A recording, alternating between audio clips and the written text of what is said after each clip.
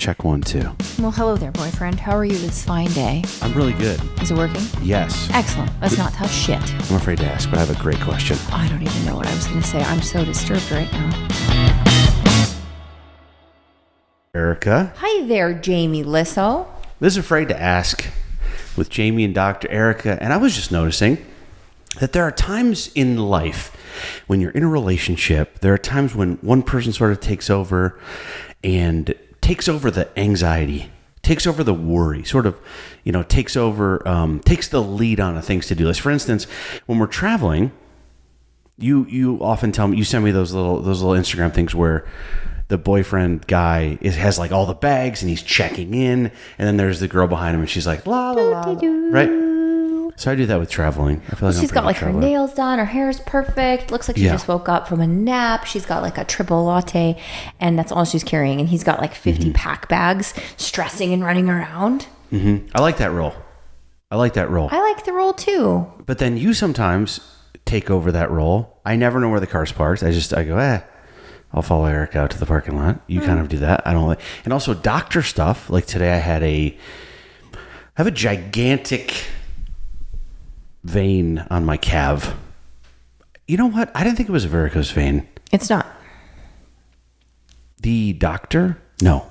The ultraviolet ray technician? No. Ultrasound technician kept calling it a varicose vein.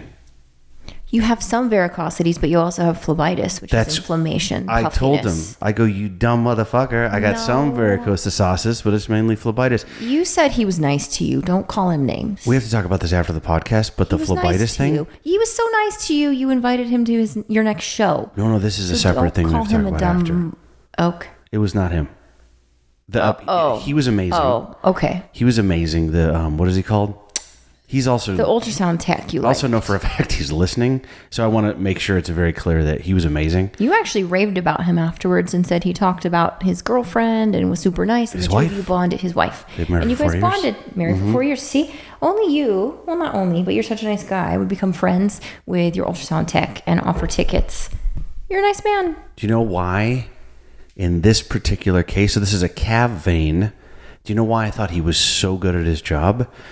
As you mentioned, when you have a calf vein issue, it may go up higher on your body. They might have to treat something that goes up a little bit higher. What I'm getting at, of course, is having this ultrasound. He had the little it's like a little, what is it? It looks like an electric shaver size, and he was rubbing it against my calf. At one point, he was resting it up against my testicles. Oh. Yeah. Was it his hand or the device? It was the device. But I think it takes a special man Are you sure? to make you feel comfortable. Okay. Yeah. And Did you know when we do transvaginal ultrasounds, it goes inside a woman? So you're kind of complaining and it's falling on deaf ears. No, I'm not complaining. I'm saying I think it takes I think it helped that he had a good personality. Because I could see that being awkward. But you had your clothes on, right? I had on a pair of hospital shorts. Was he under them or above them? He was under them with the thing. Oh. Yeah, it was. But I'm saying like I'll bet you do that. Like when you do transvaginal stuff. What? I'll bet don't you say something to make them feel comfortable? Don't you talk to them and go like, how's things with Jim? Right? Do you I don't make that noise at the end. Well, I would. Maybe because you don't know how to do sound effects like I do. Actually, I pride myself in how quickly I do pap smears. Women really enjoy. Really? Mm-hmm. I don't know what a pap smear is. That's where you use a speculum, the device that opens up. A woman lies down, I open her vagina. Gotcha. And do a pap smear, taking samples of the cervix to test for predominantly like abnormal cells. Sure. Human papillomavirus, stuff like that, right? But it's very uncomfortable. If you think about it, it's way more invasive than sex because I'm a stranger or I'm their doctor. It's a sexual kind of thing, even though it's not sexual. Like you're only in that position usually when you're being intimate with someone. And are your feet in stirrups? Yes. Feet are in stirrups. And then I usually use a tiny bit of water or a scant amount of lubrication because it can ruin the test otherwise. So it's uncomfortable because it's pressure. But you're fast. Would you consider putting that on the new ads you're putting out? I think that it looks... Less time in your vag, more time with your family. Sounds very vulgar and demeaning if you say that. But I will say, word of mouth travels quickly, and I've had people come see me because I'm so good and efficient at pap smears. Fastest pap in the West. No. Well, you know how they have, don't they brag about some things being fast? Like oil changes. That is ridiculous that you just compared that to an oil change. You should be embarrassed. Stop right now. Just Only don't in the finish. sense of the speed. Don't They go, finish hey. that. Next. 30 minutes or less. Stop. Do you know when I worked at Domino's Pizza? This is another comparison to a pap smear. Do you know Hot when I and worked ready with pizza in and out of the oven and the tracker. Move on.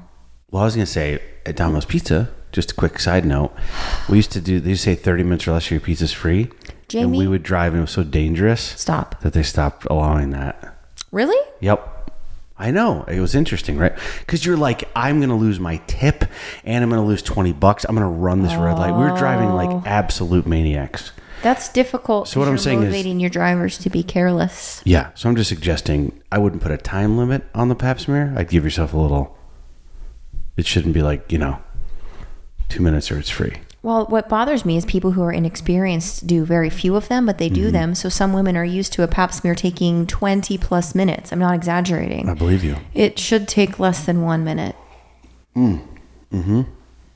So that's frustrating to me that, you get bad health care, but you don't know that it's bad because you don't know any different. Right. I feel like dentists are like that. Can we talk about dentists that are scamming us? Yeah. I don't know shit about teeth. Okay. You learn it for like 2 days in med school. And then they'll just go in there and they'll be like, oh, this tooth is jacked. You need this, this, this, and this. It'll be $4,000, but insurance will take it down to $800. Here you go. No second opinion. It's like, well, my tooth hurts. Fix it. Have you ever gotten a second opinion with a dentist? Because I have in 2 times in my life, and I was astonished. One dentist was how different their opinions Yeah, he were? goes, I don't know what he's talking about. Some guy told me I had a crack, I needed a crown, and this other dentist was like, I would not do anything with that. And I was like, what? I was about to And then spend who do you $5,000. trust? Not the first guy. I feel like there's not as much information on teeth as there is the whole body. Like, I feel like Dr. Google exists for medical doctors. Where's Dr. Dentist Google? Can I ask you a question? I got freaking scammed and I'm pissed. And why does insurance not pay for very much? It's bullshit. But then I have patients call and they're like, oh, guess what? Like, my visit should have been free. You spent 45 minutes with me, but I wanted to all go into insurance. And I'm like, I'm sorry. You had 10 complaints in addition to a wellness. And I prescribed 5 medicines. We did 3 tests. Like, why don't you want to compensate me for my time? But you go into a dentist and they're like, oh, insurance won't pay for it. It's going to be $7,000. And you're like, okay, it's my mouth. It's crazy. Can I ask you a question? Why? Yeah. Well, I have a question. What's your question? Is it true that dentistry, there's more wiggle room in the sense of it's more subjective so they can sort of get away with more? Like, is it like there's not... It's also hard to get a second opinion because you've already gotten your x-rays. They already know your... Like, it's very hard to get a second opinion. It's expensive. It's time off of work. You ever have them do that thing? They go, oh, we need a new set of x-rays. And you go, I have x-rays. And they go, we want to do them. That's money, right? I think they're scamming us. Is everything okay? I think... Are you following the podcast? Don't worry about it.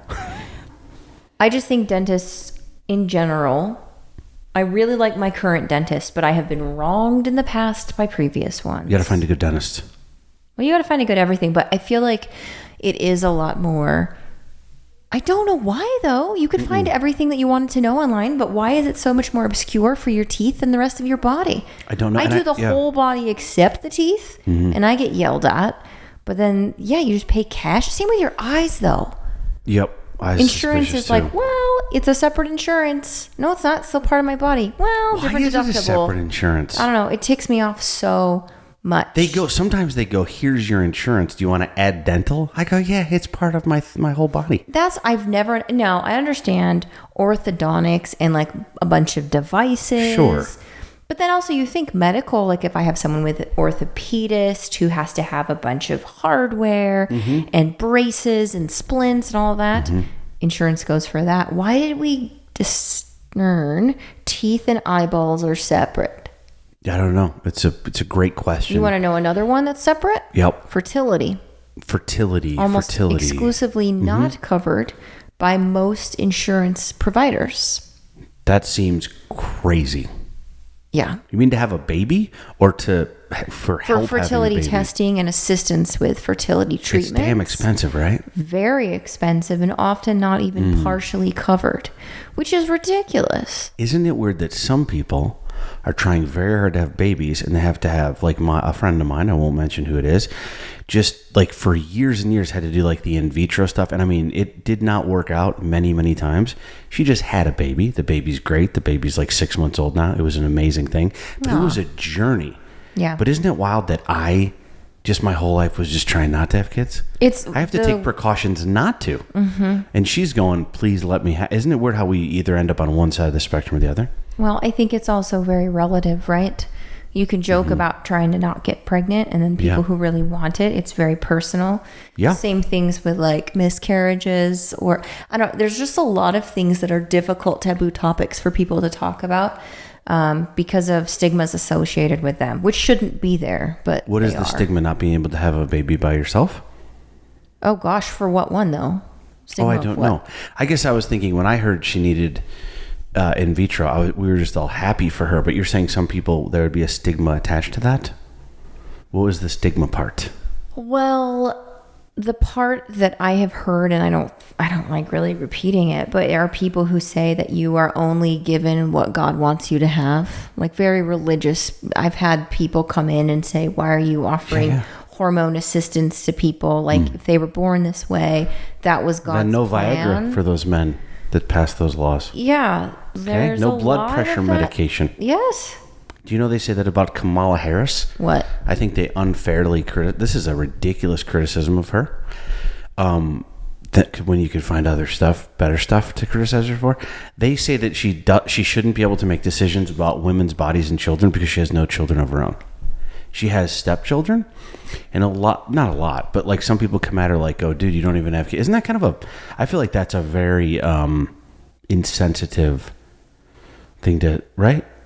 She's that's coming horrible. in as a mom now, and I did hear, in Kamal's defense, I did hear that she found out her laugh was a dominant trait, and so she didn't want to pass it on. Oh my gosh! The whole first part was true. Keep men out of women's health and keep politics out of medicine. I feel very strongly about that, and everything that's happened recently and in the past year is complete bullshit. I agree. Well, on to something kind of fun. What? So we were just I'm wondering where you're going to go with I this. kind of want to say something, but I don't want to get mad at me. I'm going to get mad at you then. Okay. So we were just, I'm trying to think how to politely, you were like, you had like a shirt on, you were about to get in the shower, and then you did like a little dance, and I looked in the mirror, and I jokingly said, "Oh, I got a peek at your, what some might call something by your butt cheeks, or some would call it a starfish." I said, "I got a peek at it." Totally joking. I can't see. I don't have my glass on. I can't even read a text message. Then why'd you say it? Without holding, because I'm a comedian. It was a joke, and we've talked before. And I saw him moving around. I go, "Hey, I got caught of your." It was a complete joke. And don't we say things that are jokes often that are not true? We say About these things. that? I go, "Hey, I caught a glimpse of it." Gross. That's foreign territory. That's always been off limits to you. Why would you suddenly think it's funny?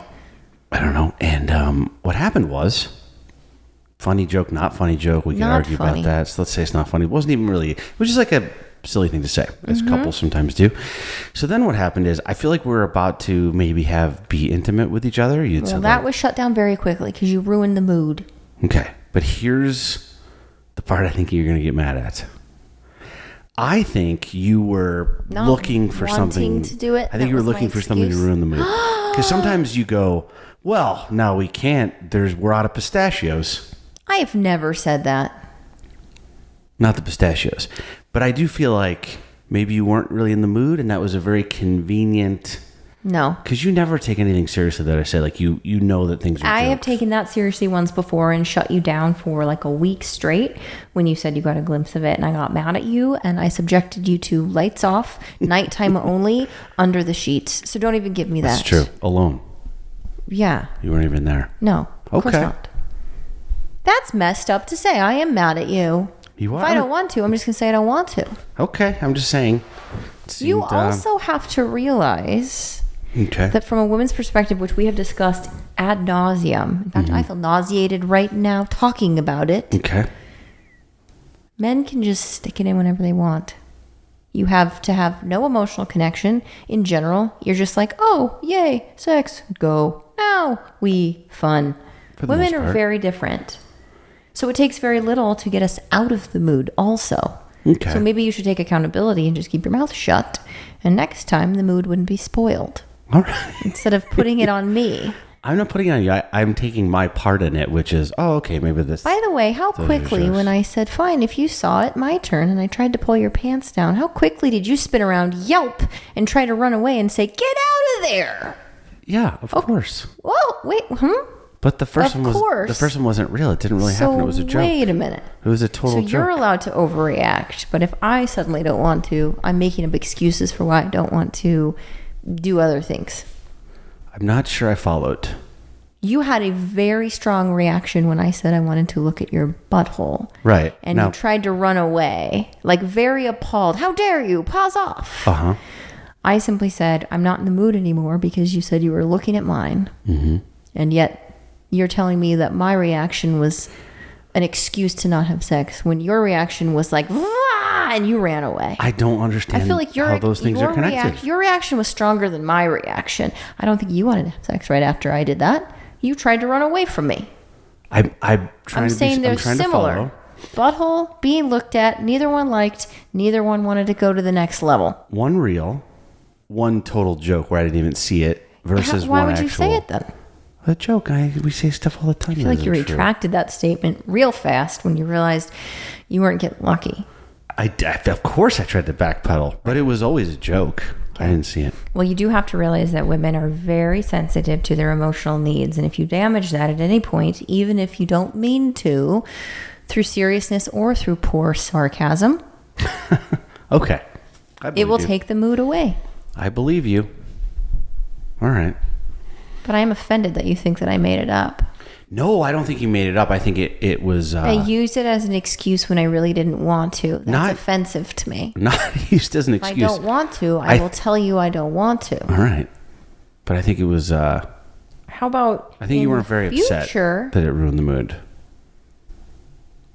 Right? My love? What? Podcast. I am podcasting. I got a work email. Okay. Are you mad at me? I am mad at you, but I do have to respond to this. Okay, let's pause. No, go ahead. Oh, no, we should pause because I'll have to go back and edit anyway. Let's pause. It's fine. I'm done. I'm efficient at pap smears, at work emails, and shutting you down sexually when you make a bad joke. Apparently. Well, all right. Time is essential. All right. Moving on then. But I take responsibility. I won't make that joke ever again. Believe me. I also think women are lucky though because you can... It is that guy does... I kind of do when I have sex almost all the time. And then you guys don't care that much. And so I think it's easier for you to also deal with not a person not being in the mood or whatever. How about you flip it and think how difficult it is for us to have sex whenever a man wants to, and how we feel pressure when we don't want to, and if we don't feel an emotional connection or safe or turned on or attracted at that moment, that we're supposed to just be like, okay. You're not supposed to do that. So it's very difficult for a woman to be like, let's go all the time. Right. I understand. But who's saying you're supposed to? A shitty guy, not me. Well, but you're saying you want to all the time, so the woman is in control because she says yes or no, and it's difficult for you because you want to, but you get shot down. I want you to consider the woman's perspective of maybe feeling guilt or pressure of not wanting to and trying to perform sometimes when her partner wants it and she absolutely doesn't. Okay. How many times have you had sex when you didn't want to? I mean, I don't know. And how did it feel? Like you honestly didn't want to. Honestly, for me, if I don't want to, I kind of go, but this is a guy thing, I'm sure. If I don't want to, like I'm tired or something, I know in my head that like once we start, I probably will want to, but maybe that's different for guys. I would say that's a statement I agree with. Yeah. So like maybe 10 times. But I know that I immediately am going to be like, yeah, I'm glad we did this. Yeah, I don't think that's the case for women. I think a lot of times they're not wanting to. And you also have to think physiologically, they don't maybe have, they're not turned on, so they're not as relaxed down there, and they're not having as much natural lubrication. So it hurts. So now it's not just something they don't want to do, it's a painful experience. Yeah. And that's very difficult. And that drives a psychosomatic response in the future. If a woman is not emotionally ready to go, she doesn't want to again, because she now equates it to pain, not just something she didn't want to do in the first place. It's not even a neutral experience. It's an unpleasant one. Yeah, that makes sense. All right. I'm jealous about that. It would be nice kind of to be like, I don't want to. 2 seconds in, ooh, I want to. That unfortunately doesn't really happen. Maybe occasionally, but for the most part it doesn't. And that's not great. All right. Well, different perspectives. I think those are valuable. I see your perspective, and I think you see mine. I didn't see yours. I tried to, but you ran away from me. That's not a good comparison. Of course I ran away. Well, then of course I was appalled. That's a no-go zone, no-fly zone. Yeah, I don't understand that. People that are, let's move on. I don't get that. I was very upfront with you, like the first night we were ever together. Even when stuff didn't go down, I was like, some stuff's not going to happen ever. Be prepared. Here's my list. My friend John Fish, he goes, he was talking about this girl that liked that type of thing, and he was like, I don't know if I want to get to 5th base. Ew. John Fish. Ew. It's one of my favorite jokes.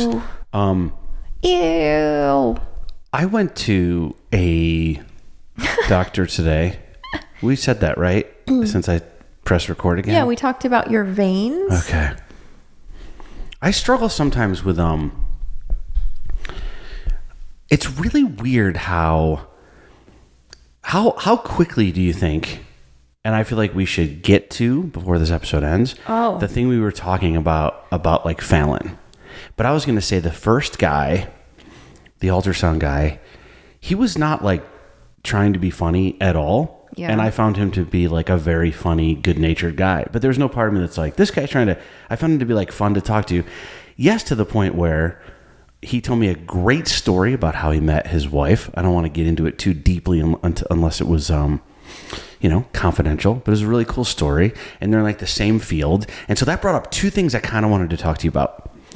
It was, and I apologize if we talked about this before on here or off here, but they're both ultrasound people.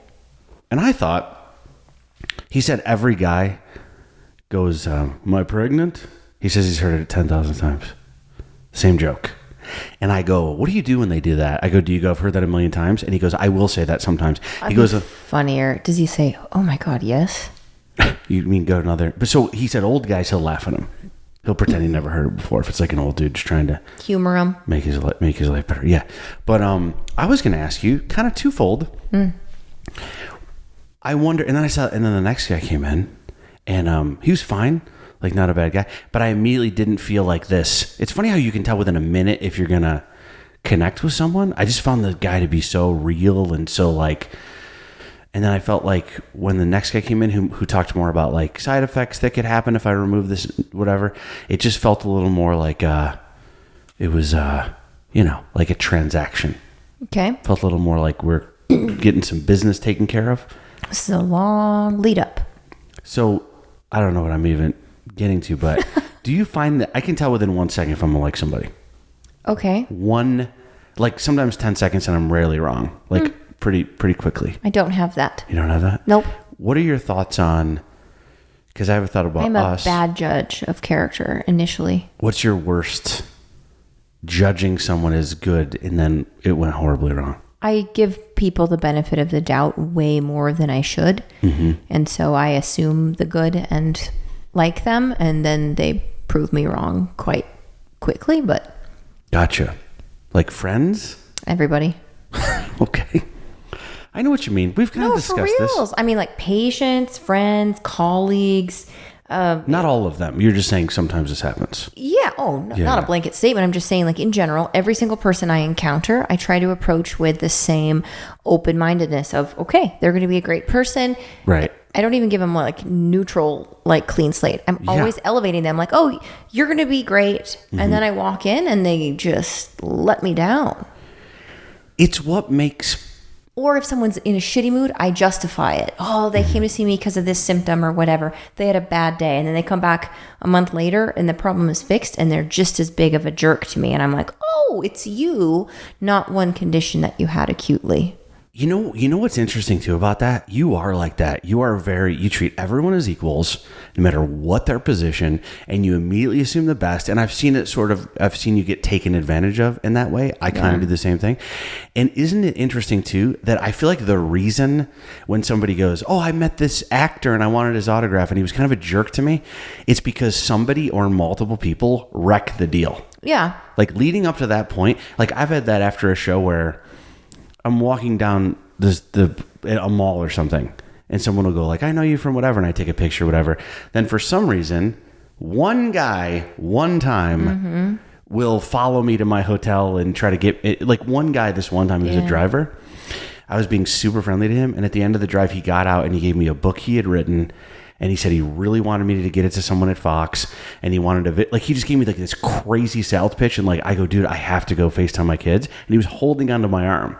And so it makes me not be like overtly friendly sometimes, because I remember the time that guy like wouldn't let me out of the car, which sucks that some people wreck the deal. Mm-hmm. But anyway, I was thinking about how much I was thinking about how quickly you get like that. It's like trusting your gut or whatever. I feel like I have a pretty good one with people. Wrong sometimes, but I don't know. That's interesting that you don't think you do. I don't. And then other thing I thought was interesting, I did invite this gentleman and his wife to come to my show at Boise at the Egyptian Theater. Yay! I was thinking it'd be interesting. Oh, sorry. I thought it was interesting that they have the same job. And I was thinking, I wonder if that really works for them, because I never have dated a comedian and could never date one for like a bunch of weird reasons. I'd like to hear your reasons. That I could not? Mm-hmm. Pros and cons. Clearly there are way more cons. So why don't you start with the pros? What would be a positive thing about dating a female comedian? A positive thing would be that they would understand. I feel like they would automatically understand 8 million things that would be hard to explain to somebody that didn't do comedy. So like they'd understand. Random women sitting on your lap after a show.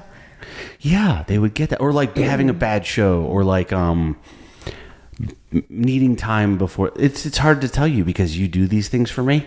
So I have to sort of like pretend I'm not dating you, because you're very good at like, you do let me take a nap and you assume that it's a real job, but a lot of people don't. Wouldn't it be fun to travel on the road with them if you could set up your schedules the same? Like have I would say have one person be an opener and one person be the headliner, but then there's competition. But somewhere working on your schedules where you both traveled a lot. Yeah. Understanding the names in the business, right? The connections, helping each other out, plugging things for one another. Yeah. And also, maybe every time you drop a name, instead of my response being, who's that famous person that I've never heard of? Yeah. This person would be like, oh, that's really cool. You did that, Jamie. Or I'd be like, okay. And I'm proud of you, but I don't get it. And say you're the opener. Say in the relationship I'm the opener. Mm-hmm. It could really help me. You know what I mean? Like. Well, but I think we're getting into the area of con now. Do we have any other pros? Oh, is that no, I mean a very pro. Yeah, so far. I had a friend. I had a couple of friends who like their girls are like on a different level than them. As long as you're okay with that and knowing that like one of the partners is much more successful, maybe not more talented, but got a better break. And there's no resentment. Like this person makes all this money and gets all this fame and gets these great spots, and all I have to do is like show up and open, as long as you don't have that contention. That's true. Because on most shows, there's an opener, a feature, and a headliner, and you would hope that if I was dating a comedian, I would hoping that if she was an opener, I'd be like, man, I hope someday you're a headliner. But the minute she is, we can't work together anymore. There's usually only one headliner per week, right? So then we don't travel together. And the cons to me are through the roof. And I love female comedians. I love when they open for me. Kelly Collette is my opener all the time. She's nice. I like her. She's so nice and she's so funny. But I think it would be too much. I'm not like comedy all the time. I love the fact that we have like a life and then comedy is separate from that. And I think I would have trouble with all the comedy. I like to only do the comedy business when I have to. I don't want to always But you would also have someone who probably would share your sense of humor and would get all of your jokes, because you get very frustrated when someone doesn't understand something you say that's funny. I do. That's true. So that's a positive. But see, you're ruining it because you're a doctor and you also check all those boxes. But yeah. They probably don't want to have kids and stay at home. They want to travel and have a single life that's more conducive to being on the road together. So I don't understand. You don't understand the negatives? I didn't hear enough cons. Enough cons. I don't know. Yeah, never. I just don't see it. I like coming home to. I think we need to get a list of single female comedians and call. You got some in your phone, right? I don't think so. Let's give them a jangle. Jam. I think I love that you're. Ring. I don't know. Maybe I'm not explaining it. Slide into their DMs. I don't think I can explain it correctly, but I think it would be hard. I think it would also be really hard. Hit them up on the X. If you were... Tickety talk. What if you were the one that was doing better and then they were the one that was like just starting out? I feel like that would be challenging. Mm-hmm. One time, I might have told you this story, not on the podcast, but this one time I was at a comedy club and there was a headliner and I was really young in the game and I was like excited to go to the club. I think I was either the MC or I was doing a guest set. And this headliner was working there that I was kind of looking forward to meeting.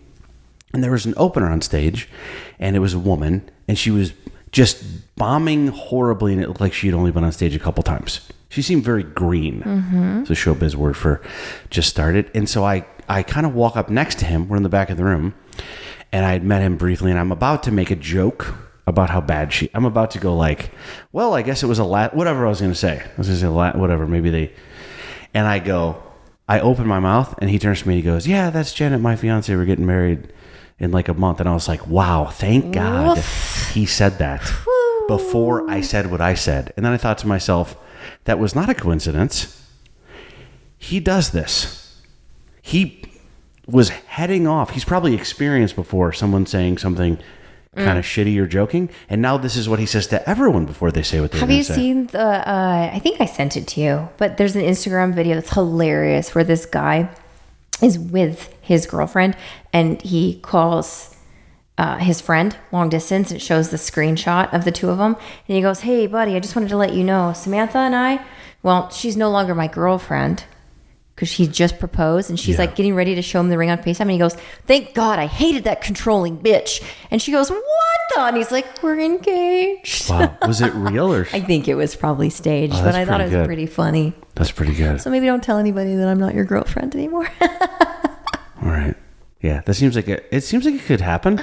I remember one time talking to like someone you know very well. Uh-oh. And he had broken up with a girlfriend, and he called me up, and I was like, dude, before he said anything, I'm very proud of you for breaking up with her. I go so hard. And he kept trying to interrupt me.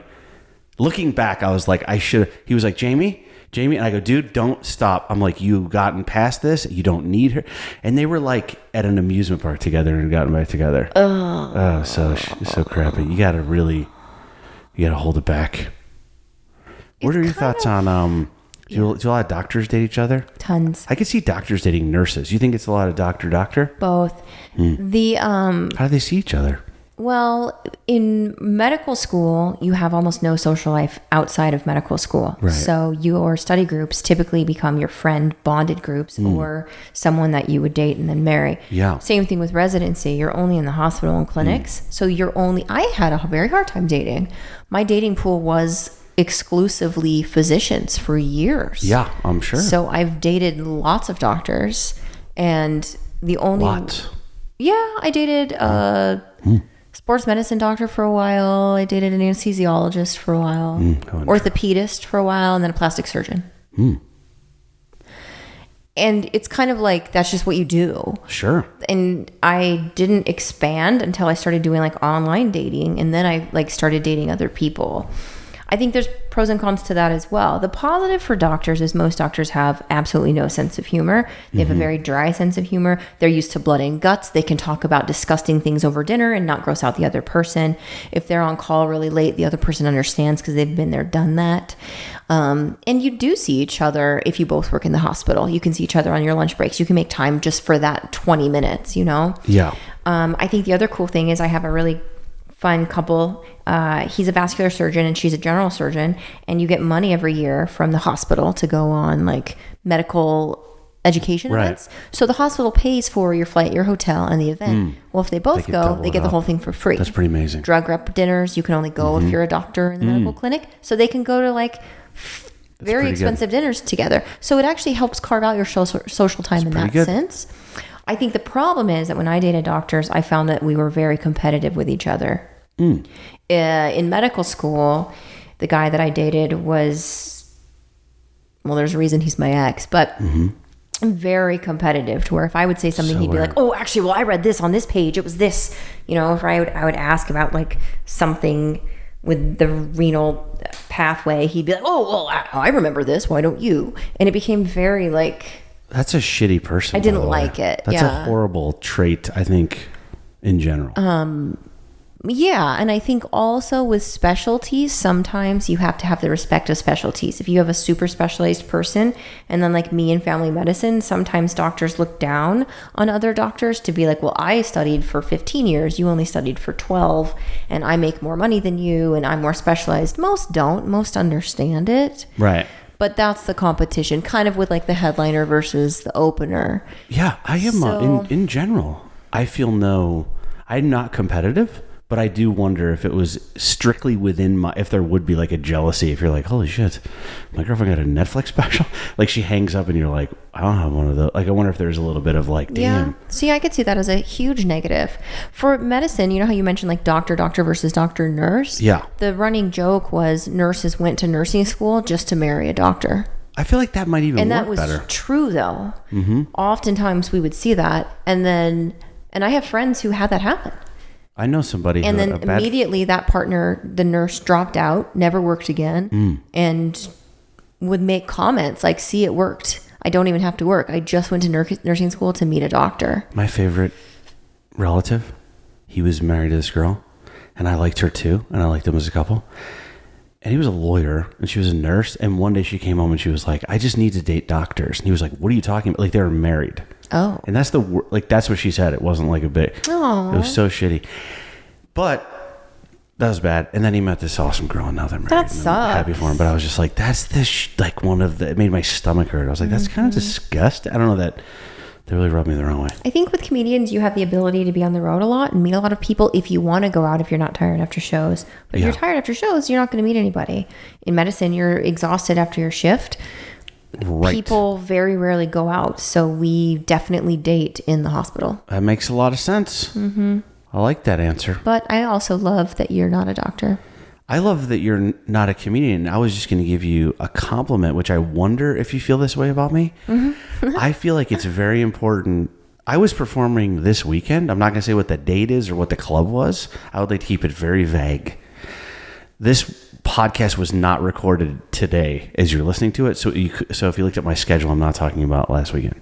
I was performing at a club that I think a lot of people think is a pretty good club to work at, and is like it's a good place to get booked. It's hard to get booked. Yeah. I did a bunch of shows and was never super happy after any of them. Like it's physically a challenging space as far as like sound. And then there were like some other issues. All the shows, everyone was very happy. It was good turnouts. It was packed. Everyone was very nice. But every single night I came off stage and was like, I am very upset about it. It was just whatever. So there's all these like comedy reasons I was not happy, but probably the club was very happy and the audience was very happy. And now you could say, oh, if you're dating a comedian, that person would have been able, you could have talked about it all night, and you could have. But you, Erika, I go, I'm not happy. And you go, hey, it was a great show. I would have had no idea. Everyone was telling you it was the best show they've ever seen. They're telling you you're funnier than on Gutfeld. And then we stopped talking about it. And I think that's very good to not dwell on these things. I feel like it was very helpful to have you as a non-comedian realize how silly it is to ruin the night by dwelling on something that was really fun. And well, it goes both ways too, right? It might be nice to have an observer who's in the profession to be able to tell you all the nuances, but at the opposite end, that might become excessive and exhausting. And it's nice to have someone just to be like a studio audience member, be like, hey, it sounded great, or people were happy, or I was enjoying it. I love that you forced me out of medicine. That's my favorite thing about not dating a doctor. It opened my eyes to such a different world compared to what I'm used to and I'm comfortable with. I would never travel and go to shows. I mean, I still like to hide in the back. Me too. If you ever look for me, I'm in the very back row on purpose, or like sneaking away in the green room, because I'm not like that. But it's brought me out of my shell and helped me experience a lot of things I wouldn't have. And I think what's kind of nice for you is you're seeing like the serious side of my work and appreciating that facet maybe a little bit. Well, I got a vein consultation today because you're a doctor. That's a world that I would never have entered into, right? I would have just looked at this horrible vein for the rest. Like I don't. That part of me has been opened up as well. Yeah. Well, also because of me. I was going to say you just had your butthole probed because of me. So I would say positive because I made sure everything was okay. But would you be like, all right, my butthole? By the way, I would have had sex with you right after you probed it if you had asked me to. I didn't probe it. I mean, if you had. It was your friend. You know what? Your friend did it. I think this episode should be called Varicose Veins and Chocolate Starfish Stains. Oh my God. On that note. That's pretty good.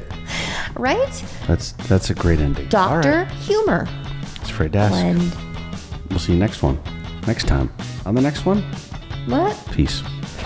Coming up on the next episode of Afraid to Ask. Let me take it even further. Oh, please. I have zero nerves about opening for Tucker in front of 10,000 people because it's a recipe for success. Like, everything is so perfectly set up. People are excited to see him. I'm actually a surprise guest, so they won't even know who I'll have to walk out and tell them who I am. None of this in any way makes me nervous. I'm just like, man, these are like my people. But that's 10,000 people. I'm nervous. Let me tell you what I get nervous about. I'm nervous from a distance, not for you. Me. Oh. That's scary. Like, to be on the stage and have 10,000 people staring at you. Yeah.